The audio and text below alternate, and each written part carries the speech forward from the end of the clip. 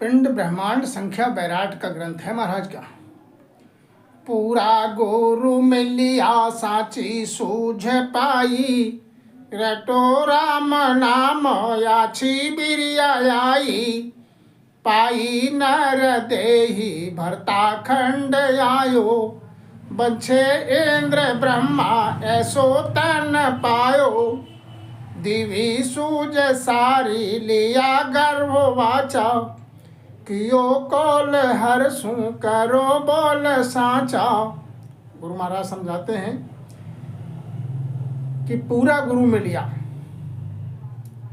ये मानव देह दुर्लभ है, सबसे प्रथम तो ये मिली, और फिर पूरा गुरु समर्थ गुरु मिल गया। साची सूझ मिल गई, साची राह मिल गई। साची नाम साचा है, हरि नाम, जगत सब झूठा, राम नाम ही साचा है। तो अब क्या करो, रटो राम नाम की रटन करो। आछी बिरिया आई। आछी बिरिया क्या है? ये मानव देह मिला हुआ है महाराज। मानव देह दुर्लभ तन है, ये देवताओं को भी दुर्लभ है। वो भी वंचना करते हैं, हमें मानव का तन मिल जाए तो हम भी राम जी का भजन कर लें, क्योंकि मानुष जन्म के अलावा किसी योनि में ये संभव है नहीं महाराज। बंछे इंद्र ब्रह्मा ऐसो तन पायो। ये ऐसा दुर्लभ तन है मानव तन, इतना दुर्लभ तन है कि जिसके संसार में प्राणी को समझ नहीं है। देवताओं का राजा इंद्र, स्वर्गलोक का राजा इंद्र वंचना करता है कि हमें प्रभु मानव का तन दे दो, जो हम भी भक्ति कर सकें प्रभु की। ब्रह्मा जो पूरी सृष्टि का सृजन करते हैं, 3 लोक का भार संभाले हैं रचना करने का, वो भी वंचना करते हैं कि हमें मानव का तन मिल जाए तो हम भी राम जी की भक्ति करके और राम जी में लय हो जाएं।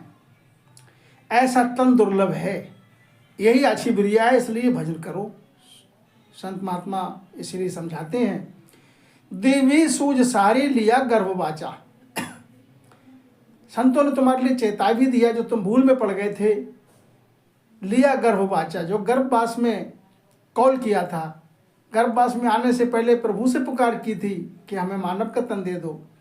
और गर्भवास में जब तक थे तब भी हरि को ही पुकार रहे थे कि ये गर्भवास का ताप, गर्भवास का कष्ट मुझसे सहा नहीं जाता, हे हरि मुझसे बाहर निकाल दो इससे कष्ट से, और मैं तेरा ही भजन करूँगा और कुछ नहीं करूँगा।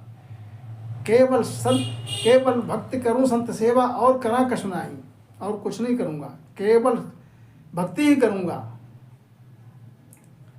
कियो कौल हरसुं करो बोल साचा। जो हरि से कॉल किया था, क्या कॉल किया था? संत सेवा और हरि की भक्ति के सेवा, और कुछ नहीं करूँगा। उस बोल को साचा करो, उस कॉल को साचा करो, और नहीं तो तुम्हारी जुबान के झूठे हो जाओगे। दरगाह में जब तुमसे जवाब लिया जाएगा तो क्या जवाब दोगे महाराज? सिख माच जतो सत साझा तपो त्याग कीना, हुआ सोव कर्मी स्वर्गादि कलीना। करे जिग सोए हुए इंद्र राजा, बंछे नर देही जी का किन काजा। ब्रह्मा विधाता रचे जी बसोई, मिनखा तन मांगे के वो व्रत मोई। अब संसार में मानव देह प्राप्त होने के बाद नाना प्रकार से कार्य करता है प्राणी, भक्ति करता है, उसमें भी अनेकों विधि हैं। जतो सत साजा, कोई जत की साधना करता है, जति का पणव्रत रहता है, सतपथ अपने पणव्रत धारण करता है। तपो त्याग की ना, कई मानुष ऐसे हैं जो तप करने में तपस्या, घनी तपस्या करते हैं। कोई ठड़ेश्वरी तपस्या करता है, कोई पवन आहार पे रहता है, कोई भोजन को भी छोड़ देता है, कोई फलाहारी हो जाता है।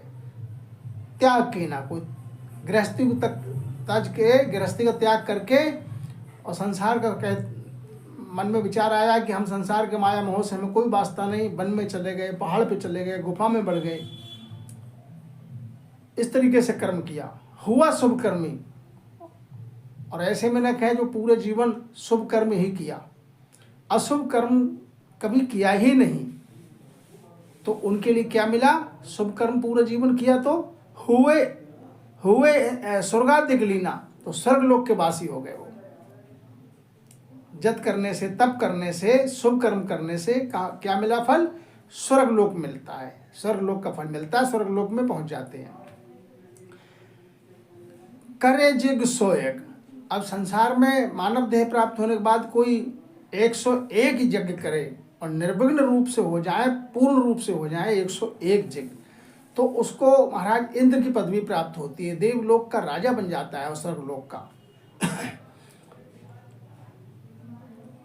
बंछे नरदेही जिका किन काजा। अब इतना सब कुछ करने के बाद इंद्र की पदवी मिल गई, स्वर्गलोक के राजा बन गए।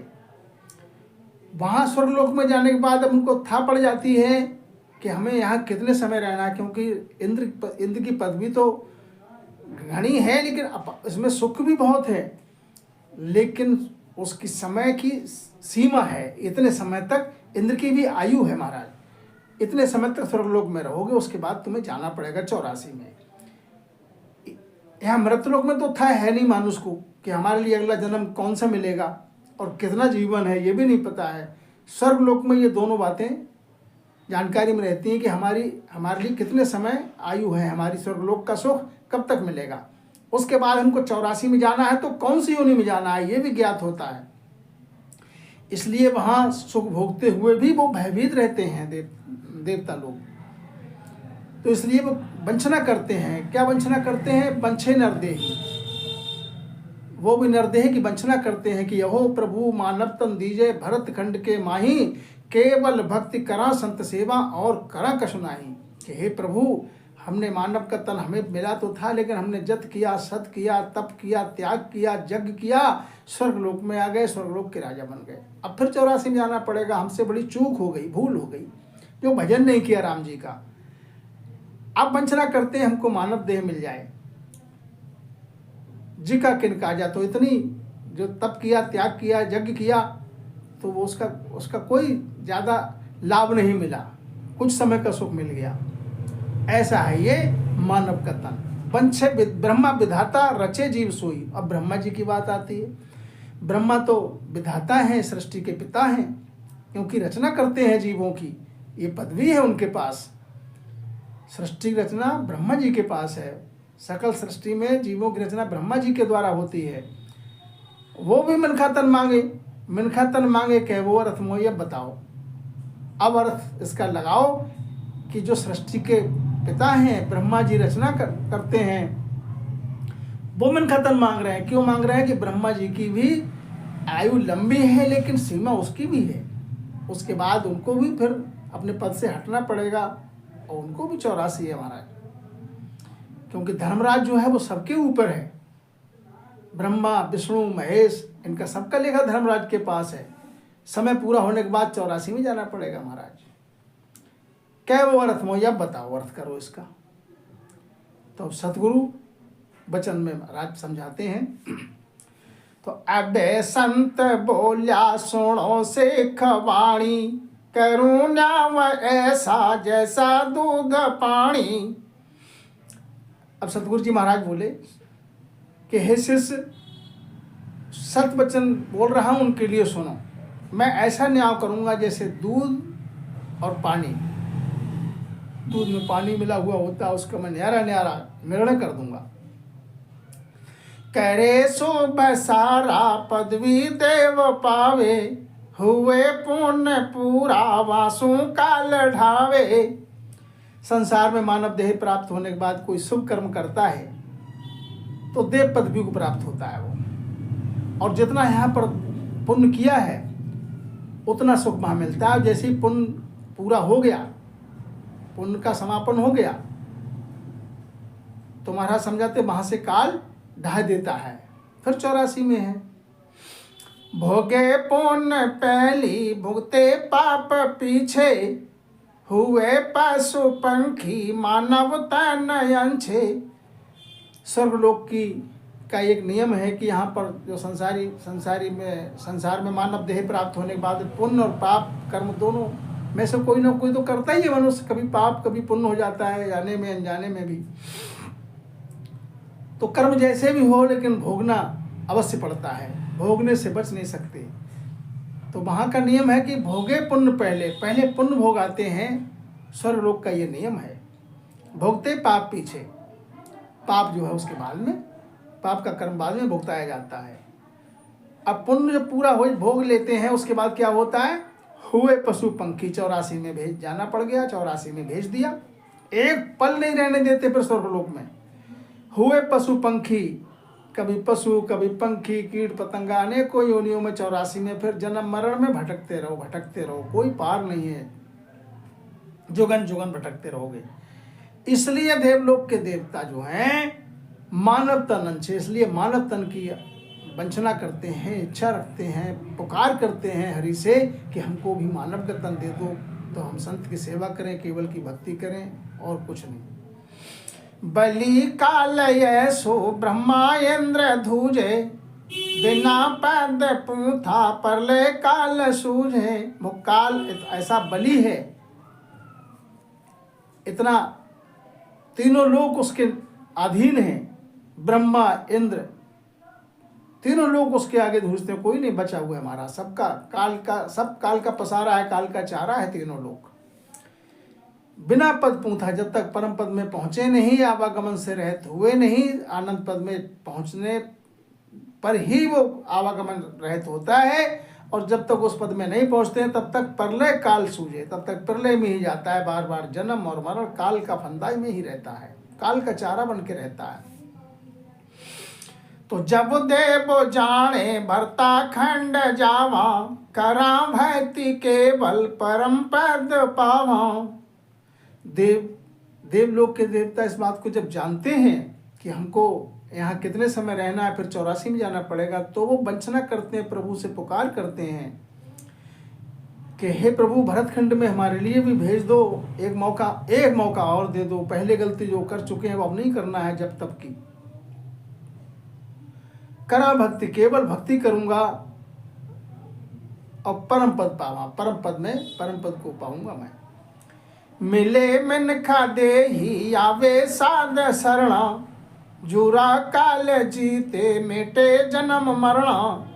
कि मिनखा देही हमको भी मिल जाए और समृद्ध साध का शरणा मिल जाए, तो जुरा काल के लिए जीते। जुरा काल क्या है, पार ब्रह्म, उसको जीत के उसके आगे पहुंच के, पार ब्रह्म से भी आगे पहुंच कर परम पद में मिल जाऊं और मिटे जन्म मरणा, जो जन्म मरण में भी मिटा लूं, जन्म मरण से रहित हो जाऊं।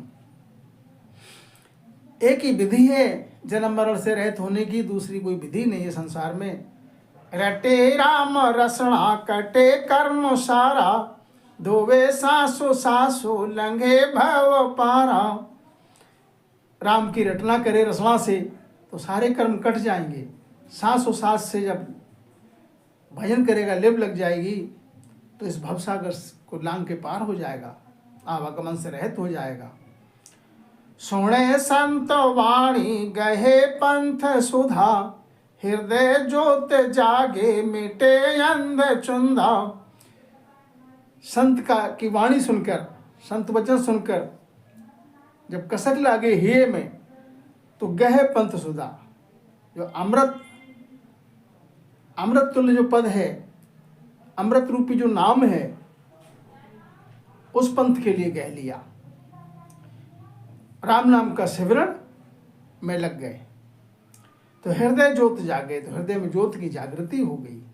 मिटे अंधचुंदा मिट गई। तजे यान दूजा करे संत सेवा, भले देवयातम लखे भक्त भेवा। आन की उपासना के लिए तज दे, तुझको ना ध्याए, संत की सेवा करे, संत के वचन पे चले, सतगुरु विधि से भजन करे, आत्मदेव को भजे और भक्ति का भेव को लखे अपने माय में, इसी पिंड में। तो आत्म में परमात्मा आगत लखे न कोय, भरम कर्म में जुग बंध्या मुगत कहाँ सू होय। अब सतगुरु जी महाराज समझाते हैं कि आत्म में ही परमात्मा है, मिलने की विधि बाहर नहीं है महाराज, अपने माय में ही है। आगत लखे न कोई, ये गत संसार का प्राणी लखता नहीं है, और करता क्या है, भरम कर्म में जोग बंधिया। संसार जो है भरम कर्म में बंधा हुआ है, कभी व्रत व्रत किए, हवन किए, कथा किया, तीर्थ किया, डिंगल पिंगल नाना प्रकार की नौदा भक्ति 9 प्रकार की है, सब में लगते रहे। तो वस्तु तो माय में है, अंदर है, ढूंढ रहा है बाहर बावरा बन के, तो मुगत कहाँ सू हुए। जहाँ वस्तु है वहां तो खोज नहीं रहा है, तो मुगत कहाँ से हुए। सुण बाणी सिख चेतिया, शिवरण लागा सूर, राम नाम लवल्या लगी, सुनियो अनहद तूर। सतगुरु महाराज की वाणी सुनकर शिष्य जो है वो चेत गया, ज्ञान का बाण लग गया हे में। तो फिर क्या किया, शिवरण लागा सूर, सूरांग से शिवरण करने लगा। सूरांग से ही भक्ति होती है महाराज, कायरा कपटियां सु कोस हजार रहती दूर। राम नाम का शिवरण किया तो राम नाम से लिव लग गई, और बाज सुनियो अनहद तूर, अनहद के बाजा की सुनाई आने लगी। तो सरवण भवन सुहावना लागे, सुना सरवणा बाजा, मन वो हरख बधाई कीनी, दिन सतगुरु महाराजा। सरवण भवन सुहावना लागे, सतगुरु विधि से सतगुरु महाराज ने रीत बताई, मुख से राम राम का सेवन किया तो सबसे प्रथम ध्वनि कहाँ आई, श्रवणा में, कान में। बड़ा सुहावना लगा, शब्द मीठा लगा, मन में बड़ा हर्ष हुआ। और सतगुरु महाराज के लिए फिर धन्य बोलता है, धन्य सतगुरु महाराज, ऐसा परम पद का भेद बता दिया। मन वो हरख बधाई कीनी, धन्य सतगुरु महाराजा। मन में बड़ा हर्ष हुआ और बधावा कर रहा है, बधाई दे रहा है, धन्य सतगुरु महाराज, आपको धन्य हो, जैसा परम पद का भेद दिया। तो राम नाम रसना लिब लागी, कंठ में गद गद वाणी, कन कन रूम कुम कुमी चाली, नड़ नसम में पानी। रूम रूम में कन कन रूम कुमकुमी लागी, अब रूम रूम में राम की धुन लग गई, राम नाम की। नैनों से जल की धारा बह रही है, बिरह प्रेम उमंग गया। कंठ में गदगद वाणी हो रही है, राम नाम रसना जब लागी, राम नाम से रसना से जब लग गई तो कंठ में गदगद वाणी हो रही है। रूम रूम में धुनी होने लगी, नैनों से जल की धार बहने लगी, बिरह प्रेम उमंग गया। तो कंठ भवन बिच कवला फूल्या, जामे शबद प्रकाशा, सुरत निरत मन पवनादि से, आवत जावत सासा। सबसे प्रथम जो है शब्द जो है कंठ भवन पे आया, कंठ कमल पे, कंठ कमल पे कमल फूला, इसमें शब्द का प्रकाश हुआ। सुरत निरत मन पवनादि से, आवत जावत सासा, सुरती और नृति और मन एक रास्ते पे हैं, आते जाते श्वास पे लगे हुए हैं। सुरती शब्द पे लगी हुई है, नृत्य निरख रहा है, मन पवन पे लगा हुआ है, आते जाते सांस पे रटन हो रही है। तो आगे क्या, झेल मिल जोत झेला मिल, बाजे अनहद तूरा, हृदय भवन विराजा सतगुरु, तेज पुंज का नूरा। अब झिलमिल ज्योति की झिगमिग हो रही है, अनहद का तूर बाज रहा है, हृदय स्थान पे विराज गया सतगुरु महाराज का शब्द। तेज पुंज का नूर का प्रकाश जो है दरस में आ रहा है। इमृत बूंद लुम्ब झड़ लागी, मोत्याया मर छाया, आत्म में परमात्म प्रगट्या, नाव घर आया। इमृत की बूंदें ऐसी झड़ रही हैं जैसे बरसात होती है तो लुम्ब झड़ लग जाती है, झड़ी लग जाती है बरसात की, ऐसी अमृत बरस रहा है। मोतियों की अमर छाया है, आत्म में परमात्मा जो प्रकट हो गया, और नाभि स्थान पर आया। वाई सुरत शबद मुख लवल्या, कला कंवल मन पवना, जिके जिला मिल हृदय हूती, सो विधि नाभि भवना। अब सुरती शब्द पे लगी हुई है, मुख से लिप लगी हुई है राम नाम पे, कला कमल मन पवना, मन पवन जो है वो शब्द पर लगे हुए हैं। जिके झला में हृदय होती है, हृदय स्थान पर जो है शब्द की झलामिल हो रही है। और इसके आगे फिर शोभित नाभि भमना, और फिर नाभि स्थान पे भी यही जो है बरत रही है। गुदा घाट पर अनहद गरजार रंकार धुन बोली, छेदा चकर कमल खट बिंध्या खटवारी ले खोली। अब गुदा घाट पर पहुंचे महाराज, यहाँ अनहद की गर्जना हुई, रंकार की धुन होने लगी। छठा कमल जो है पंजाल देश का गुदा घाट का खोल करके खटवारी ले खोली। पिछम का यहाँ से जो छठा द्वार है गुदा द्वार, उसको भी खोल दिया। तो खट पोला झन खोल के पौथा पिछम घाट, पूरब को पंथ छाड़ के गए बंक की घाट।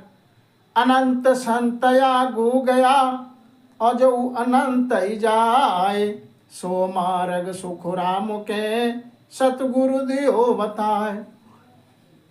खट पोलिया जन खोल के, छठी पोल गुदा द्वार के खोल करके और उलट हो गई महाराज, पिछम घाट पे आ गए। पूरब का पंथ छाड़ करके अब बंकनाल की बाट गए ली। इसी बाट से, इसी रास्ते से अनंत संत आगू गए हैं, आगे नाम पहले, और जो वो अनंत जाए, आज भी अनंत जा रहे हैं। सो मार्ग सत्य है महाराज। सुखराम जी महाराज समझाते हैं, सतगुरु दियो बताया। सतगुरु महाराज ने ऐसा जो है परम तत्व का भेद और मार्ग बता दिया। आया सत सबद पिछम ही वाट, उठी घोर गरजे ही मेरा के घाट। अब सत शब्द जो है पिछम की रास्ता आ गया, पिछम की उलट हो गई। अब घोर हो रही है, शब्द की गर्जना हो रही है। मेरे स्थान पे पहुंचे महाराज, मेरे स्थान पे पहुंचे तो गगन में गर्जना हो रही है, गरहाट हो रही है। शब्द जो है वो चढ़ गया मेर पे। धूजो धर अंबर, धर और अंबर सब धूजने लगा, सारा बैराट धूजने लगा। धड़हड़ गगन कंप्यो शरीर, चढ़ो आसमान ही उलट्यो नीर। गगन में धड़हड़ होने लगी, गगन में सकल शरीर कंपायमान हो गया, रूम रूम थर्रा रहा है, आसमान में चढ़ गया और नीर जो है उलट गया। करे गुरुदेव को प्राण पुकार, प्रभु में रोकी जो हो बेढ़ो हो पार। अब गुरुदेव जी महाराज के लिए प्राण पुकार कर रहा है, क्योंकि यहाँ बड़ा ताव, घना ताव पड़ता है महाराज। हे प्रभु मेरा बेड़ा पार करो, मेरा कोई जोर नहीं चलता है यहाँ पर, आपके सिवा कोई सहारा नहीं है। ओखो पंथ पे छम ओ घट घाट, खोल्या गुरु मेहरते भेस्त कपाट। ओखा पंथ है पिछम का, औघट घाट है, बिना गुरु मेहर के ये घाट जो है नहीं खुलता है, क्योंकि भिस्त कपाट जड़े हुए हैं, खुलेगा नहीं महाराज बिना सदगुरु की मेहर के।